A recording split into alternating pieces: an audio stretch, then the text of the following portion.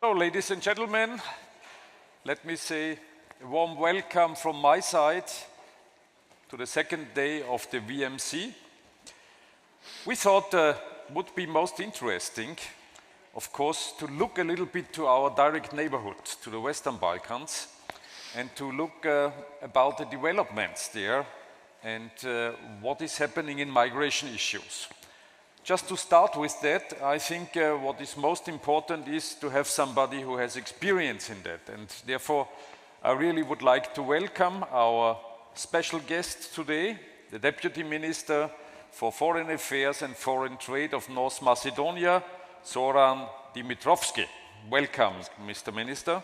Thank you. I think if we have a little bit a look to the bigger picture, what is happening in the Western Balkans? First of all, what we can see is this direct connection to European Union and this road towards membership of European Union changes a little bit the whole issues.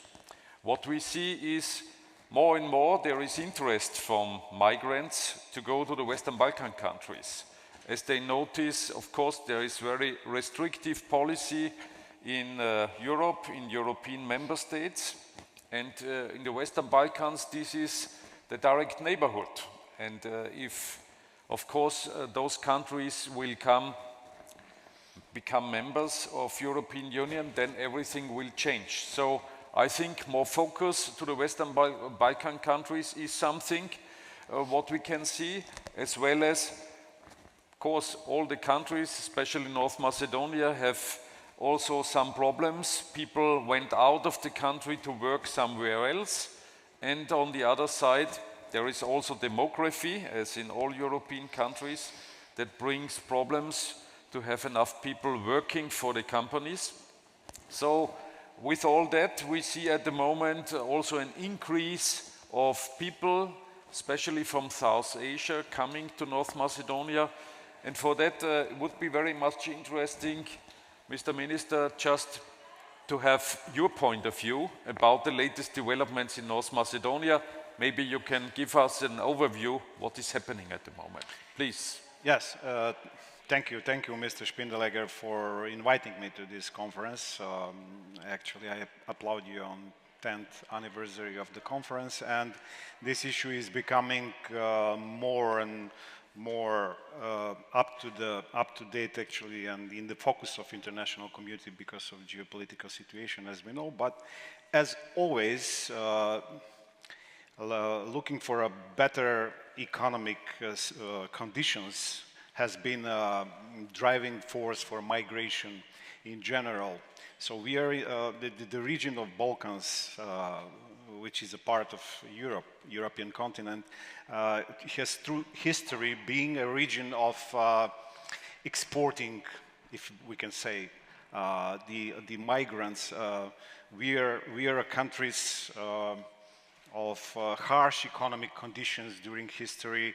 The Ottoman Empire, later on the Balkan Wars in the 19th century, in the 20th century at the beginning, and up to date, actually. So the people from Balkans were,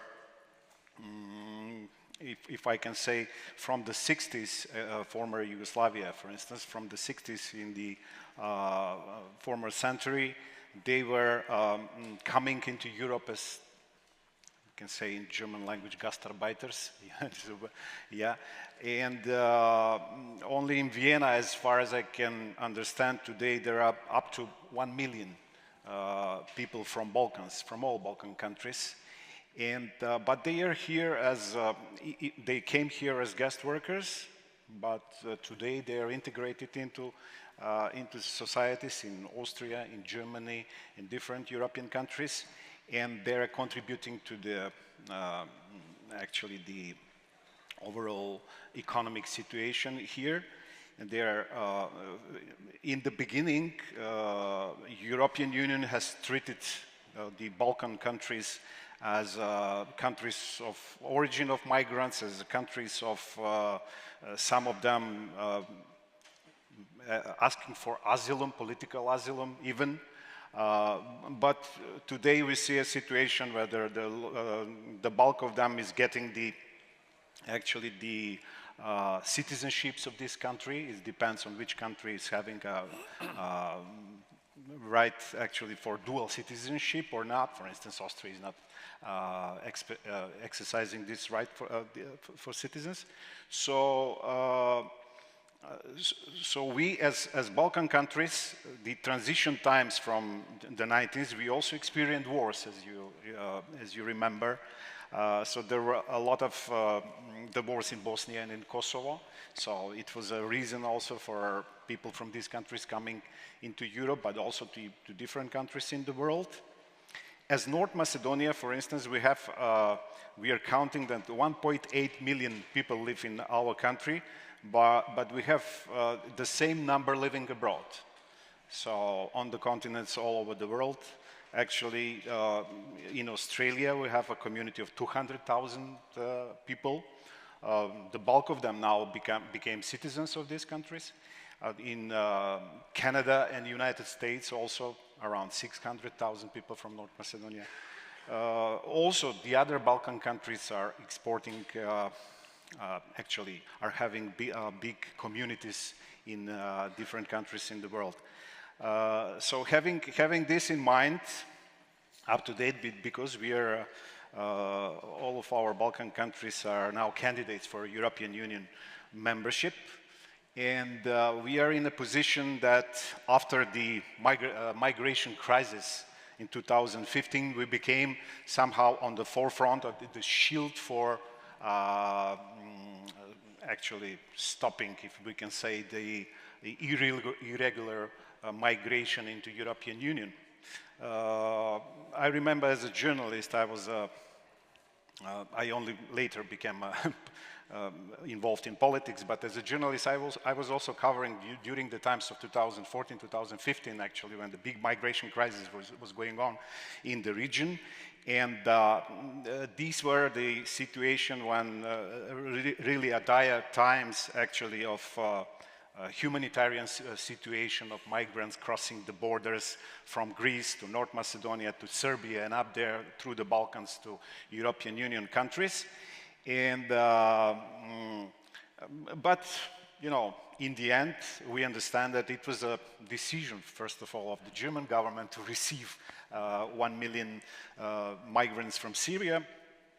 And as one of my good friends from Germany actually wrote in his article, this was a targeted decision to import a working force which was highly skilled as well, engineers, but also low-skilled workers, which you as countries in European Union,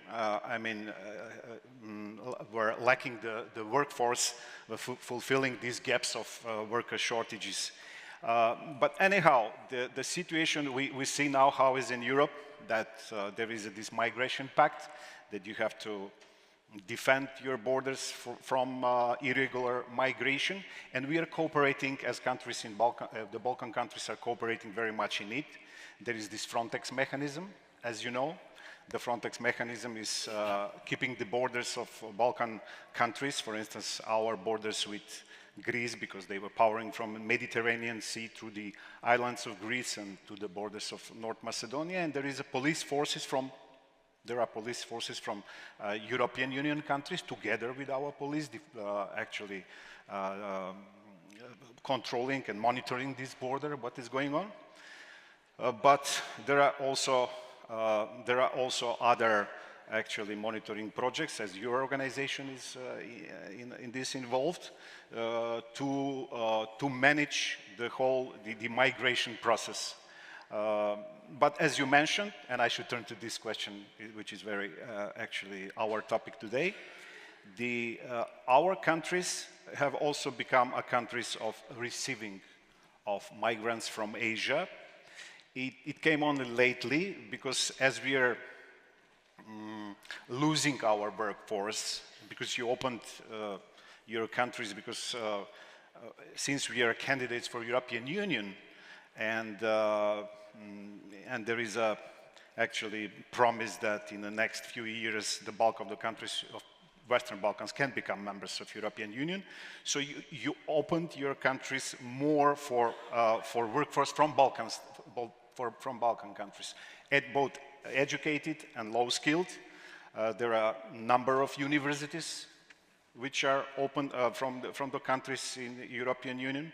Of course, you should learn German language in order to enter the university in Germany, but they are free of charge for people from Balkans.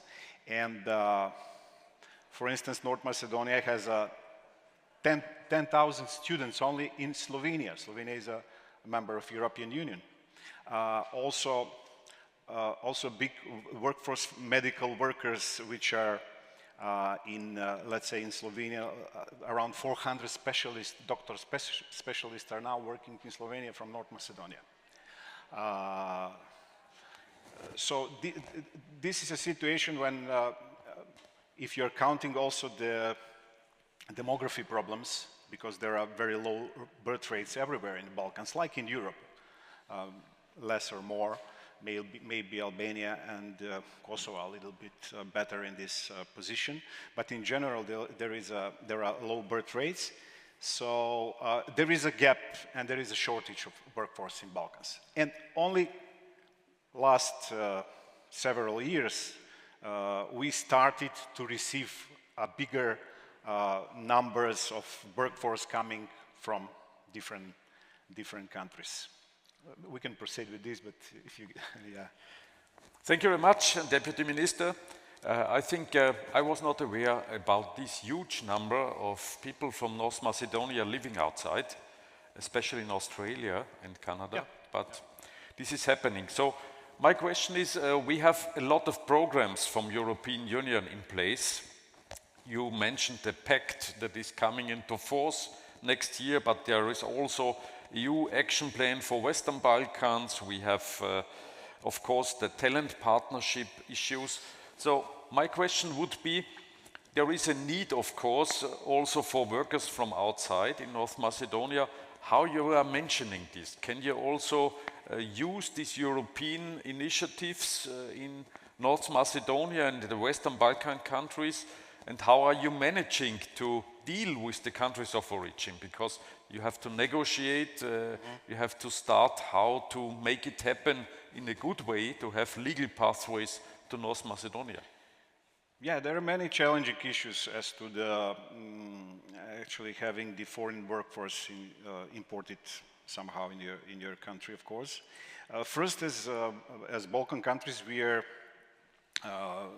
actually, as candidates for European Union membership, we are strictly following first the rules of visa policy, for instance. This is a very important issue, the visa policy, issuing visas to third world countries. And sometimes we are so strict, actually, even more than some European countries having the Schengen visa rule. So even, and it is even hurting from time to time our possibilities for actually, for tourism in itself. Not only for tourism, but also for businessmen who are trying to come to North Macedonia to invest. For instance, we are a Ministry of Foreign Affairs and Foreign Trade now actually in charge of foreign trade, and some foreigners are contacting us to come to North Macedonia to invest. Latest, I had one businessman from Egypt who wanted to come to North Macedonia, and he needed a visa. And it's a very interesting issue that we are so strict that our authorities in, let's say, in the Ministry of Interior first say no, and then they are asking of, I mean, just I'm maybe improvising now, I'm kidding a little bit, but in general, it's a very strict visa policy, and he was about to come to North Macedonia to invest in hospitality industry, in the hotels, but he was denied a visa because they said, oh, we know you're very young, we are suspicious how did you get your wealth, actually, in order to be in a position to invest. So I'm just saying this to illustrate that we as countries, following the rules of European Union, actually being a shield for irregular migrants are also suffering from some very harsh rules that are being now imposed everywhere in the European Union in order to have the economic development that we deserve. But there are many actually fields and many areas of, for instance, the hospitality industry, the construction industry is very much in a problem when we are speaking about foreign workers, and we started to facilitate that as a country. And for instance, in the construction industry, we as a government last year we had like €500 million invested in local self-government in the municipalities in order to have bigger projects for building local hospitals, building schools, etc. But the problem was that the mayors couldn't afford to do that when they announced the tenders. So there were no construction firms to apply because there are a very low number of construction workers, and so there should be now international tenders, otherwise we cannot afford to do all these projects. And we are importing workforce from mainly construction workers from Turkey, but they're also coming from countries like Bangladesh, Nepal, and some other countries in this region, Pakistan, even Iraq, some of them. But this is a trend that is only a recent trend, actually, and we are seeing a lot of problems in this respect. Not because they are, I mean, we are willing to actually to accept this kind of workforce because we need them, but there are many other issues. For instance, one of the issues can be a cultural issue. We are a small country with 1.8 million, and only recently my ambassador from China called me from Beijing because the Chinese company is building a highway in North Macedonia from Skopje to the Ohrid Lake. A part of this highway is built by this firm, and they lack workers. And the Chinese company said that, okay, we are going to bring 1,000 workers from China, and they have to come with their families there in North Macedonia, and they need to get work permits. And so they will apply to embassy, and they will be settled in one of the smaller communities there in Western Macedonia. And the first question I asked, okay, but this is a community of 10,000 people. You're going to bring 1,000 workers with their families. So this will be like 1/3 of the community will be Chinese. So it will become a big cultural problem. What we are going to do about this? Where will you settle these people? And so this question arises, of course, always, and you have to bear them in mind when you make decisions.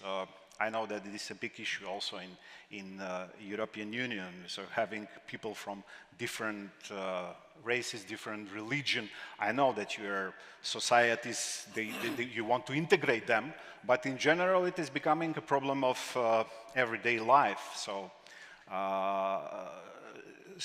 as a government, I think all of the governments in the region will have to deal with this issue. You had this morning the minister from Philippines. It's also true that in North Macedonia we have a growing number of Filipinos coming in our country to work in the hospitality sector. And so yeah, we as a government, we are facing actually bigger challenges in future, how to deal with this issue. But we are having a help from European Union, and we hope that through all of these mechanisms that you mentioned, actually, that we will streamline somehow and manage the influx of migrants, but legal migrants. Very good to hear that. Thank you very much, Mr. Vice Minister. Just the last question from my side. If you imagine that a country with 1.8 million inhabitants has a foreign ministry that is not everywhere presenting your country, this is a big issue, I think. How are you managing to get in touch with the countries of origin if you are not represented everywhere? I think this is also an issue, how you could get some help from European countries as well as also from organizations that are well connected. So just maybe you can answer also this question. Yeah, as a Minister of Foreign Affairs and Foreign Trade, we are actually the institution that is not only having managing the embassies in the world. We don't have in each and every country embassy. We are a very small country, of course. This is a problem, but in general, in Asia, because the bulk of this migrants are coming from Asia, we are having some diplomatic representatives in some Asian countries, and the issue is, which is becoming now very important, is having the readmission agreements with these countries according to these migration policies of European Union. And we are at the beginning. As a country of Western Balkans, of course, we have readmission agreements with all European countries. We only don't have this kind of agreement with Greece, because recently we had, as you know, this name issue problem with Greece. We resolved it, but now we are at the beginning of the signing all of the agreements that are necessary, not only but it is very important that this agreement we signed with Greece, because the bulk of the actually the migrants, irregular migrants, are coming on this border. And so the next thing, which is very important, we already started to have this kind of negotiations for bilateral agreements with the help, of course, of organizations as your organization is ICMPD, and also the IOM organization, International Organization for Migration, which are having this instrument and project for strengthening the capacities for readmission of Western Balkan countries. And through these instruments, actually, we already had bilateral meetings with countries like Bangladesh, Pakistan, and others in the region to start the process of negotiation for readmission. And they are willing to do it, because all of these countries know that they want to streamline somehow the legal pathways for migration. Otherwise, there will be actually this is a humanitarian problem if there are a lot of... it's a bit more difficult with Afghanistan, for instance, with countries which are having some authoritarian rule, and so it's very difficult to get in touch. But I think with the help of European Union, it's very important for the countries of the region, because we as Balkans, we consider ourselves as a courtyard of European Union, and being a sort of courtyard of European Union and future members, we believe that we should have much help, of course, from European Union countries in order to streamline this process of legal migration. And I would like to probably end with this, which I think also is very important, that lately there are some proposals, and they're already on the table, that some of the Balkan countries should hold some migration camps, or people from European Union countries who are actually having the illegal migrants, they should be moved to some Balkan countries in camps. There was such an agreement between Italy and Albania, but as Prime Minister of Albania explained it was the unique case, because there are some historical matters in it involved, and they wanted to do this deal with Italy. But what we are warning upon is that we don't want that to become a practice, because we are seeing many countries from Europe not only from the European Union, but also Great Britain is one of the countries that the issue of migration is on the top of the political agenda. And they would like to somehow release themselves from this burden of having illegal migrants and to dump them somewhere in Western Balkans. But we think that the Western Balkans, being a part of European Union, we don't want to become dump sites for asylum seekers or illegal migrants who might be criminals or so on and so on. So we want a shared decisions on this, policies that will actually manage to deal with this issue, which is very important. We know that it's also important for European Union members, but also for Western Balkans. And together with European Union member states and with organizations like yours to deal with this very complicated issue. Thank you very much, Mr. Vice Minister, for all these insights. I think also the last statement was a clear message. No return hub in the Western Balkan countries, especially not in North Macedonia. Thank you very much, Vice Minister Zoran Dimitrovski. Thank you that you have been sharing with us your experience. Thank you. Thank you. Thank you.